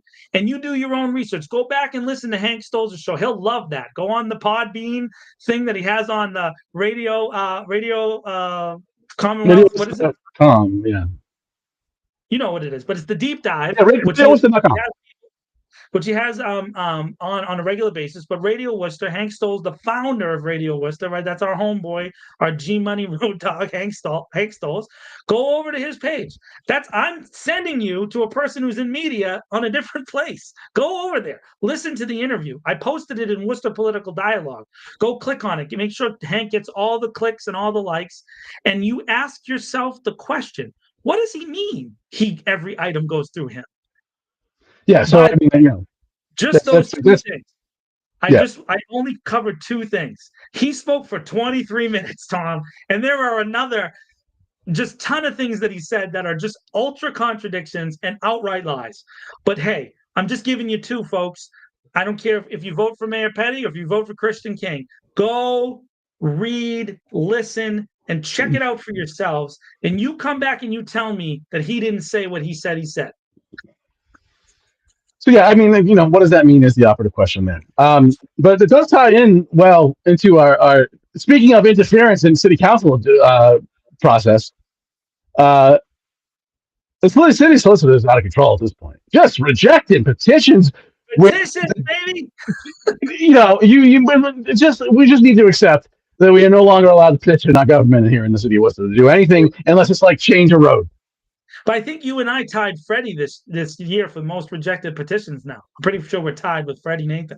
Oh, no, I'm sure there's a bunch more, and there'll be a public records request. I'm sure this council is going to ask for it soon because there's been some expression of irritation about this from some councils. But, I'm going to get a data compilation on what's been rejected. I know I've had two rejected. Weeks ago, I wanted to ask the city council to hold a public forum on the DOJ report. And, so they could actually ask questions. And I added a little thing, make sure that there's video capability at this said public forum. So we can show some of the videos that we've all seen and they can explain to us how this is acceptable. I didn't word it like that, but that was the gist of it. And that was rejected because it is out of the council's purview to have a public forum, apparently. So, I mean, and of course, the majority of the city council just accepts any limitation that the administration puts on them at any time. So apparently, so I'm sure that the six of them will just agree, oh, well, I guess we can't have public forums anymore. So the administration is telling you in what context you can engage with voters. That's a stunning thing. It is. And why it's so stunning is because she was lying and she didn't put any effort into her lie, and that's why it looks so stupid. And then just this week on Thursday, of course, this is a fun thing. I like Nico very much. I think Nico's one of the hardest working people in city government. But this is the thing that the clerk's office does that really irritates me. Is they wait until after the deadline to submit your petition before they reject it. That's correct. So they can just keep punting you along. That's right. This time, it wasn't really made explicitly clear to me that it was a solicitor, but it had to have been a solicitor. But the declaration of new law was that only the city manager. So the petition asked for the city council to establish a border commission that would look into police officers with worded more words than this, but police officers with a known history of false statements, beating on the Brady list or lying in court. I listed a whole bunch of things. But that border commission to look into specifically cases of those individuals for other potential miscarriages of justice, because we should be concerned if our police department has sent other people to prison for things they didn't do, like it did with Natalia Cosenza. And that was rejected. Now get this, because boards and commissions must originate from the city manager. Wait a minute, but all the boards and commissions, I think all of them, but many of them, if not all of them, are in ordinances. They're in the revised ordinance of 2015, which is like the structure of government, right? They're all in there. So how did they get in there? Because the city manager doesn't pass ordinances. See, there's only one body that exclusively has the power to create and pass and enact ordinances. That is the city council. It's the city council. So do they just write ordinances that he tells them to write? Is that their function? Are they just order takers? Are they the McDonald's checkout worker? So that connects directly to what Matt Moore said. Again, a representative from the city manager's office seemed to indicate that everything passes through his office. So that makes me believe that our duly elected officials have been abrogated from their actual elected functional authority, which is to pass ordinances related to the charter of the city of Worcester. And we have two examples now, a petition that was rejected and an actual public statement. And of course, we've had on a regular basis the city solicitor saying on the council floor that it has to pass through the city manager's office, that they review it, that's the way the system goes, and things like that, Tom. That's what I'm seeing as that's how their legal system goes, right? Yeah, they've changed the law without any changing the charter. And so I had two petitions rejected this week. Mine were fun. So I put in a petition to ask the city manager about his personal knowledge and the administration history's knowledge of the company Casella and its relation to organized crime. Right, that's the trash company that currently operates trash here in the city of Worcester, picks up our trash and picks up. They don't do the recycling, do they? They just do the. I don't know. They did, and they sell us the bags, and they sold us the green bins, right? So that company has had a long history of organized crime. It just is what it is. And so, in fact, a journalist in Maine brought up the same issue, and was found dead. This is not a fake story, folks. This is real life. In Maine, you can go look it up. You can put Casella, Maine organized crime. Go ahead, check that in Google right now, and you'll be able to find a story where someone brought this up as a journalist. Now, don't worry about me, because I'm not afraid of fake mobsters. I'm not afraid at all. So if they really want to come get me, let's go. But the point is that I wanted to see what the city manager's knowledge about that specific thing is, considering it is an entity with which the city has a contract. And as part of the charter, as a citizen, I can petition for knowledge related to contracts that the city manager has either signed. He didn't sign this contract, Ed Augustus did, or operates. He currently operates that contract. And so I have the right under our charter to ask a question about that, to petition the city councilor to ask for a report. That's what I asked for, and I was denied. I'll read it to you. Issues related to crime do not fall within the purview of city council. And as such, we cannot add this petition to the city council agenda. That being said, if you're aware of any known criminal activity, including a journalist who was murdered in Maine, our office would suggest you reach out to the Worcester Police Department. So I have done that. I've reached out to the Worcester Police Department. I've asked them to investigate. I haven't heard back. So I don't expect to hear back because they're not going to investigate the organized mobsters. So that was part one. The second one was, if you remember, 5 weeks ago, the last time we had new business here in the city of Worcester. I love how this show is just calling back, Tom, all day long. 5 weeks ago, Tom and I were at the last meeting that actually had new business, and on that night, a petition from the MLO came up from a chairman's order from Mo Bergman related to people speaking at the podium during city council hearings, whether they were from Worcester or not, and if there was a way to restrict people who are not residents of Worcester from speaking at that podium. That was it was brought up. It was held under privilege by Councilor King, and it's on the next agenda as an item held under privilege. That's where it kind of sits. I petitioned that the city council asked the city manager, and who would then ask the city solicitor about whether or not the city council could consider changing the donations to city council campaigns to be only Worcester residents. So that was my response. If we're going to restrict the ability of people to speak at the podium to only Worcester residents, the Supreme Court has determined, Tom, that donating to a political candidate is a form of free speech, correct? That is protected speech under our Constitution, under maybe one of the worst ever decisions, but we can, Citizens United. But anyways, people donating to candidates is protected speech. We can't question it. However, if we're going to create a category of speech that's denied at the municipal level, speaking in public at the city council, shouldn't we have the same conditions apply to money given to our city council candidates? And man, if you go check out the website where you can see all the donations to city council candidates, go check out how many candidates that are very, very for restricting speech at city council, how many outside donations they have coming into their city council accounts and candidates they're having coming in. Do your own work. Go check it out. But you'd also read in This Week in Worcester, where Tom has done a breakdown, and he can show you all where the money kind of comes from. But if you want to get into specifics, it's OCPF, Tom. Am I saying that right? Yeah, OCPF, right, which is the Committee for Public. Well, yeah, I feel what's good. Anyways, OCPF.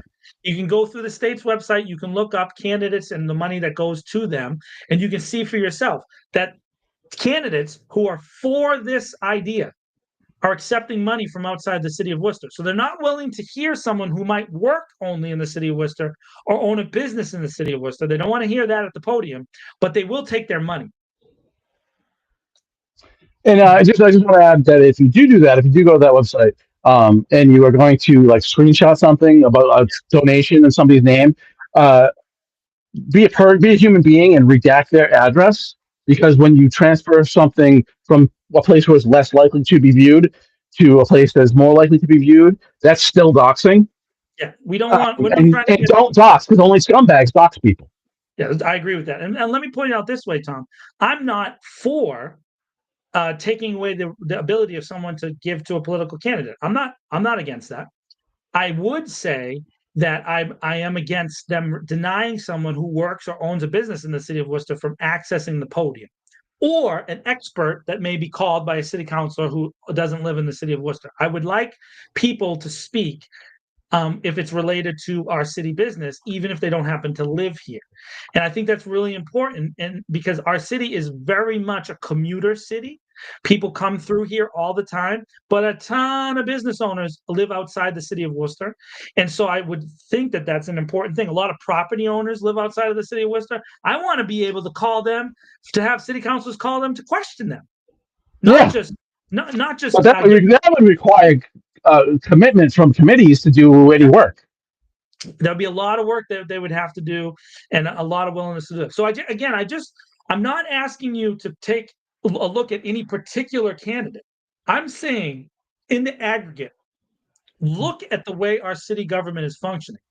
We have a guy going on Hank's show, probably the most prominent local radio station in Worcester, as far as political stuff goes, Hank's the number one guy. It is what it is. And he has wonderful, beautiful guys like Tom Marino on with Mark Anderson on a regular basis, right? He's a great guy. It's a great show. It's good for our city to have that show. This guy went on that show and he lied. And he is a functional, front-facing, public-facing person who's claiming to present accurate information to you. Look into these things. Read what people say. Listen to what they say. Make decisions and vote. Vote with your feet. Get out there and vote. Show up to city council. When Tom and I went to the city manager's evaluation, and our boy Freddie Nathan, there was like 5 people there from the public, right? And Freddie and Tom got tired and they left me by myself. And I wrapped up the night, the only person from the public there. We need people to be involved and engaged. And the only way that we're going to do it is if we really look into the things that these folks are saying. And yes, I want you to put my name on this. If you're watching our show right now, and I can see that we have some city council members that are watching the show right now, and I see some public officials that are checking in on our broadcast, I want you to put my name on it. John Edward Keogh is saying that what Matt Moore did on the Hank Stolz show is a failure for our city. It is not the kind of communications they want. And to our city councilors, why is somebody from the city manager's office allowed to say that he's checking all your items? Why is he saying that? Why is he saying that? And why aren't you doing anything about it right now? And it's in the city of Framingham, which just became a city in 2018. That's right. They have 2 different classifications for petitions to the city council. If you submit it on your own, it's a may hear item. They're allowed to not even hear it. Right. If you get, I think if they're, it's a small city, I think it's 250 signatures, but it could be maybe 300 or something like that. They have a signature number that's reasonable. Yeah. That if you get there, they either in the full council or in a subcommittee, they have to have a hearing on your petition. They have to. There is no provision for things that go on the ballot. They do submit it to the city solicitor, right? Because there's a legal framework that has to be met. But for there's nothing is sent to the city solicitor. The council makes its own decisions because it's actually seemingly a independent body, even though it's a much smaller city. And there's more reasons for things to become incestuous between the 2 bodies, between the city mayor, although they have a mayor, elected mayor. Why would you do that? They have an elected mayor, and the city council, and the things are separate. Or more separate, and in the smaller cities, there's more reason, right? You have less resources, so there's more reason to be like having double duty things happen, right? But here in Worcester, we use the city solicitor as political cover for people that don't want to hear from residents. That's right, and that's a significant issue again. And so you gotta look into these things. You really gotta go. You can actually see these things happening live, and then so. Again, I've gotten some feedback from other people, like, don't criticize people for not voting. I don't know, Tom. At this point, I have to point it out. You got to vote. You got to vote. And yeah, might they, all the things that our lovely orange president likes to say, maybe the vote's rigged and all this other, sure. But if you don't vote, you can't say that you participated. Really, it's really difficult now. And at least at the municipal level, I have a hard time believing there's a major conspiracy to rig the vote down here. I really do. Yeah, maybe that's possible. But why does that matter? At least you can go out, at least you can say to the people around you that you participated. And I mean, I stand on that with what Tom and I have done at This Week in Worcester. I believe that we've been inherently fair in our approach to these things. And by the way, I see some of the police department officials checking out our stream right now. And I want to say to you guys, if you watch this whole episode, we were really fair tonight. We hammered the city manager's office probably way more than you. And so you should check that out. When we're hammering these things, we're talking about the full breadth of municipal government, that it doesn't represent the city of Worcester. And by city, I mean people. The people of Worcester are not truly being represented by our municipal government right now. That doesn't mean that there's nobody doing anything good. There's a bunch of stuff that's happening that's awesome. Like I said, the Elm Park Playground, I wrote an article for Tom on This Week in Worcester. It was finished a month ahead of time. Good job. to the Public Works Department and the Parks Department. You did good. I approved of it. I went and took pictures of it, and I wrote an article to prove that I will celebrate it if it's done the right way, if you do things in advance. And by the way, I've walked around on that playground over there. It's cool. It's got this bouncy stuff, Tom, that's like on the ground, man. It's really kind of cool. So kids jumping off the monkey bars and the what's the oh man, I had the word for that thing. I called it an apparatus, but there's this funky thing that's like a little climbing thing that you can go on, and there's another thing where you can slide across and all this stuff. So when the kids land, it doesn't crush their knees. It's a great innovation for the playground. I love it. It's in great shape. And so and they also started the dredging for Elm Park's ponds. If anybody knows Elm Park, you know that the water has been off for some years now because they changed the policy at the state level because it's a federally recognized park. They can't put drinking water into that pond. So the water is maintained only by what we get from rain and snow. That's the only way. And then runoff from the hill where Doherty sits. When they started building Doherty, it changed the runoff pattern. So the pond has been kind of drying out much, much earlier than it normally does. It used to dry out kind of like mid-September, early October. Now it's dry. Right now, if you go there, it's heavily dried out in early July. That's really not good. It's not good for the wildlife. It's not good for the plants and the fauna. But the Parks Department is engaging in a plan to fix that, and they're way ahead of the game based on what the federal government has asked them to do. So they're dredging the ponds in Elm Park already. They're like 3 years ahead of it based on drought patterns. There's like a timing that they're supposed to do it. And so I want to applaud them for that, Tom. That's great. Good job. Good job. Hey, the water. What did they? Crompton, the pool at Crompton Park. They heard the people. They got that thing open, man. That thing's open and going now, right? They heard the people online. Good job. But I also have to say, bad job when you do a bad job. And if you don't like that, you really shouldn't take a job in the municipal government, or you shouldn't run for office, because that is your job, is to take criticism, learn from it, and do better for the people of the city of Worcester. No, I mean, learn from it. Do better? Do You're better. anti-police. You are an anti-police activist. So yeah, it's in other cities, they don't have the lawyer for the administration get involved to reject petitions. I guess they don't have city councilors that are so determined to hear from residents. It's a clown show. The whole thing is a clown show. The whole operation of the city council has become a clown show. It's really tough. It's really tough to say that you can point out the good things that are happening when we see things like this. And the only things that they celebrate, Tom, are when developers win. That's what they celebrate. When developers win, right? Well, but they only want to talk about the things they want to celebrate. They don't only celebrate that. They celebrate, this year is a little different, but the state of the city address isn't anything about the state of the city. It's a circle jerk of congratulations for the city manager being amazing. So, basically city council is congratulating themselves for hiring him. When they open a park, when they're, totally not fishing for campaign donations when they do a business opening or whatever. They love to celebrate those things. That's the only things they want to talk about. Don't talk about problems, especially with the police department. That makes you what? An anti-police activist. It does. If you ever question anybody, you're anti that person now, and that's just the way it is. Cutting people loose from detention who are just committed a gun crime in the city because we have no gun violence. That's patriotism. Yeah, it is, and that's the thing that you take credit for when there's no shootings, but then when there are shootings, you don't accept blame.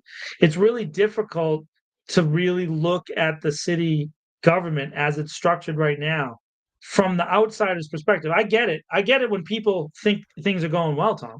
The guys who own property in the city and businesses who are booming and they're doing great, and the folks over at the St. Gobain campus, they're moving along with that project is all happy go lucky, and we're going to celebrate all those things, and good for you. But that doesn't change the status for thousands and thousands, tens of thousands of people in the city of Worcester who live below the poverty line, one of the poorest cities in New England, because we don't take care of all of our people. That's the way it is. We want to be the best managed city in America. That's the goal of the city manager. It's an audacious goal. It's a good goal. But being the best managed means being self-critical to the point of being ridiculous. You're supposed to be so self-critical that other people go, hey, you didn't do it that bad. You want other people to respond and be like, okay, that I appreciate you being critical, but you went a little too far. Let's be so self-critical of ourselves, Tom, of the way that we do things, that we get better every single time. If you hear the end of the This Week in Worcester podcast, every single week you hear what Tom says. Tom, what do you say at the end of the podcast every week, other than lie about to screw it up less next time? Huh? We'll try to screw it up less next time. That's right. We try to screw it up less. That should be the goal. That should be the approach. The celebration of small things that are related only to a niche group of people. That's not what you should be clapping yourselves on the back for. Legacy matters, Tom. Legacy matters. And I think it matters more and more and more. I don't know about that. I don't want to be dramatic about history and all that, but hey, listen, we could be living in a time that everything's about to change more than or maybe it already has changed. Maybe we're just here talking on this box and we're being allowed to talk on this box because the powers that be don't consider us to be a threat. So they're just going to say, we'll let Tom and John yammer on. And the people that watch the Tom and John show will never do anything. Yeah, well, I mean, like people like, at like some, Illuminati level. No, they don't care because we're talking about Worcester, and Worcester's a place that nobody outside of it cares about.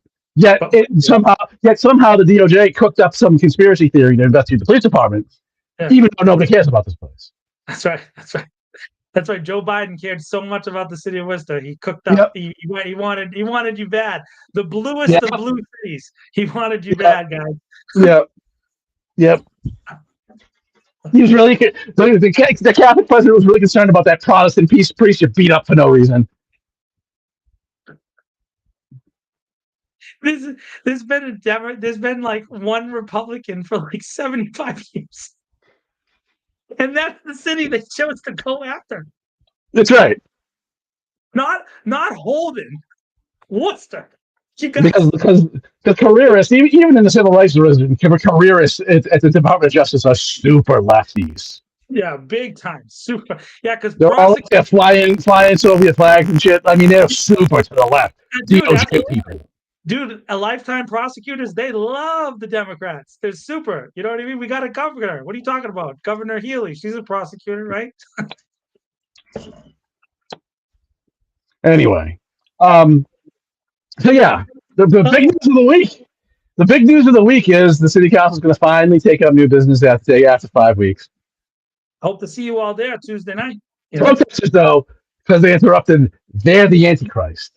Yeah, make sure to get there early because it takes a long time to get in there now. You got to get yourself cleared through security, badges, and all kinds of fun stuff. I actually have my where is it? Somewhere over here. There it is. There it is, folks. My fancy press badge. Look at that. Look at that fancy press. Look at my face. Right there. That's me. It says This Week in Worcester. Look at that. Right there. I'm gonna make one for Tom too. Okay. I'm gonna make sure that Tom gets in. Look at that. Get that right there. Press, baby. No, it's not that crazy. You never tried, keeping people out of City Hall for illegitimate reasons, right? I mean, the trespassing, whatever. I don't have anything to say about that. But they haven't tried that yet. Like, just now you can't come in today.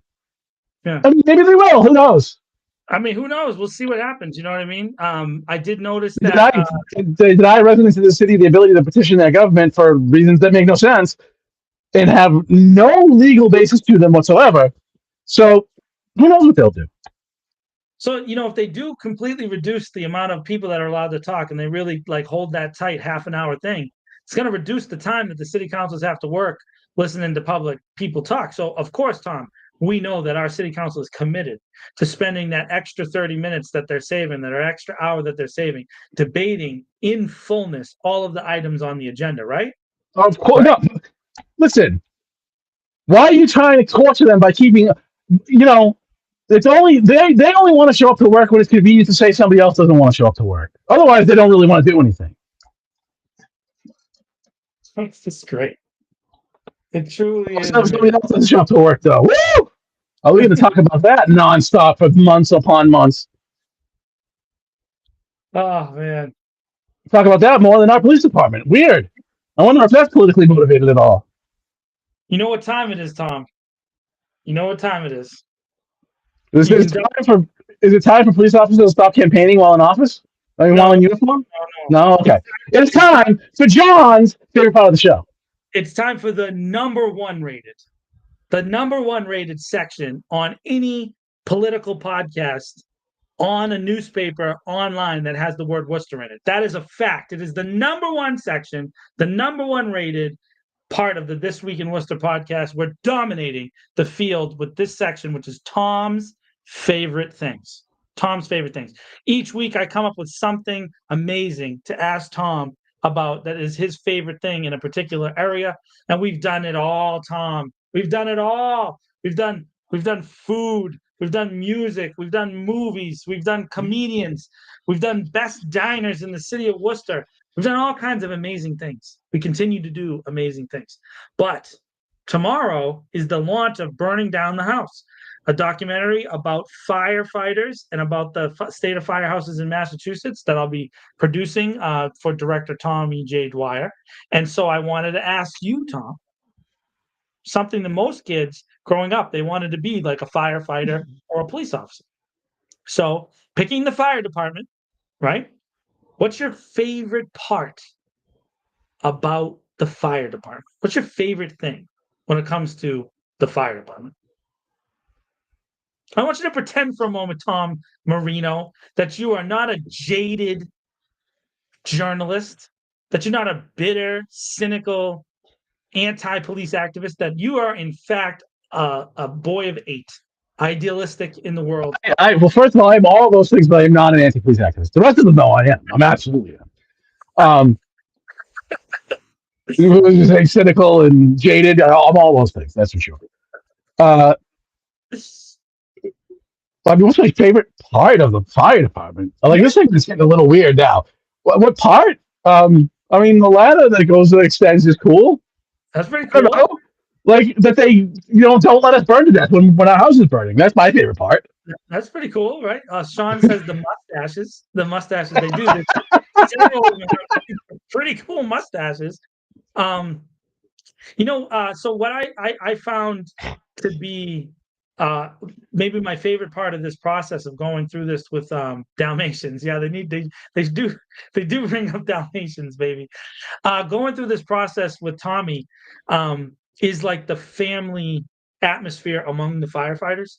I really found that to be kind of remarkable because I was there one day a couple weeks back, and in about a 3-hour period, I think they went out 11 times. And I think of the 11 calls, 9 of them were for folks who were suffering from substance abuse related stuff, and then 2 of them were for heat stroke. But each time they got in the thing, and one of the times they were eating their dinner. I was standing right next to a guy, and he was eating a cheeseburger, and he had to run out, and he put his cheeseburger down, and another firefighter who wasn't on that truck covered it up, and he went out on the truck, left his meal to the side, and went to help somebody. And I just found that to be remarkable, Tom, right? That we have people in a world that's so terrible. We still have people who think when they get up in the morning, yeah, they do. They still sleep at the fire station, Sean. They get up in the morning and they go to work at this place, which is a difficult place to go to, and they go out and they try to save people. And I mean, I'm not saying all firefighters are perfect or nothing like that. Just like anything else. Just like anything else. Everybody has problems and issues. But we have an institution within our community that literally their job is to save people. Isn't that cool? Like, doesn't that give you some kind of hope or something? It does for me. Like, that's cool. There's people that's what they do. And so I have to lean into that. And that's my favorite part, is that they put their own selves on the line to go do and by the way, the firefighters I'm talking about, they're not the brass that are making the crazy numbers. They're the regular guys. And so I really believe that that's the way I have to focus on my journalistic career, whether it's writing an article for Tom or going on this podcast and talking about things or making documentaries with Tommy Dwyer, which is my life is freaking amazing, right? As Fred said earlier in the show, I should just go order a pizza, right? Because my life is pretty good. That's cool. And so if that exists in the world somewhere, then at least I can hope for it and hope that there might be some place in the future where there's change, because there's some people that actually get up in the morning for whatever reason and think, I'm going to go and I'm going to ride on a fire truck and I'm going to put my life on the line because that's what I want to do. That's what they want to do. And so that's pretty cool for me. Yeah, the same can be said for many police officers in the city. Same thing. Police officers too. Yeah, they get in there and they go put their life and they sacrifice. Doctors, teachers do the same thing. They're in helping our kids. I mean, we have a group of people. And are they all perfect? Nope, not at all. Not at all.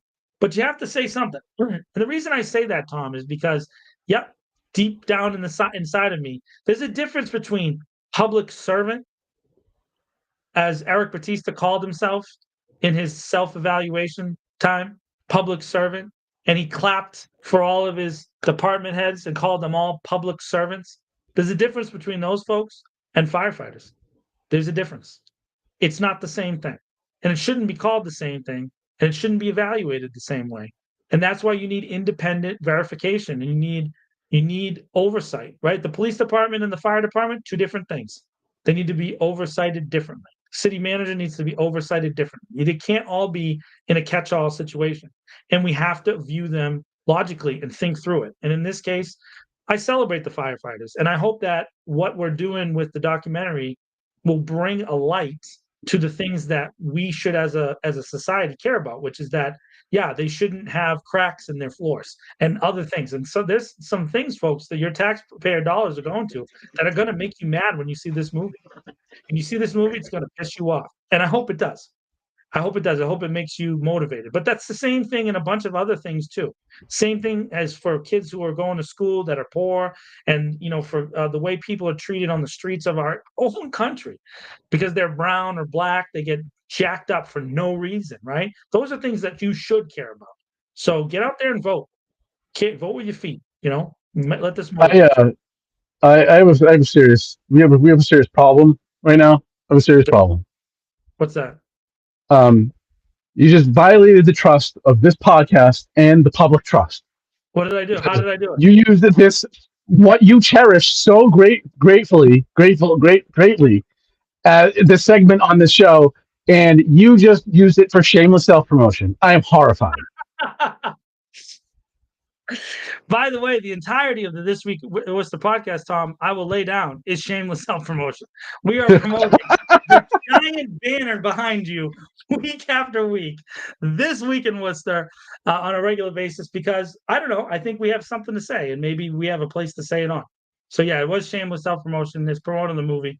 But, yeah, it's also promoting an opportunity to help these firefighters have a better life. That's it. You know what I mean? I want them to be taken care of. I can't fix everything. Like I told one of my issues is cable. I'm arguing about cable all the time because that's an issue that I know stuff about. It's the same thing here with the firefighters. It's something I'm learning about and something I know about, so I'm going to dive in. You hear me talk about Elm Park all the time too. That's because I walk there every day. I mean, these are things that affect me, and so then that's what you're going to hear from me. I try to talk about the things I know about. And just before we get out of here, I just want to say, and you'll hear more from me about this in the future. If you have had petitions or a petition rejected by City Council, please do get in touch. I want to hear from you. Maybe we can have a group of us, maybe like a class of people. I know our boy petitions rejected. I know our boy Freddie Nathan has been rejected a bunch of times, so maybe Freddie Nathan. He keeps advocating to come on the show. I see he's got other people here in the chat asking to get him on the show. So you got at least one person signing up, Tommy, and Freddie Nathan. Yeah, well, we'll figure it out an angle for Freddie to be on the show. We got to figure out an angle. But yeah, so if you had petitions rejected, I want to hear from you. And with that, I got nothing else. 2 hours, 30 minutes to 45 minutes too long. Oh, we're under 2 hours though. That's not an accomplishment. If you right now you have 50 seconds. You can end it without a 2. You can end it without a 2. We will try to screw it up less next week. Until then, this week it was out.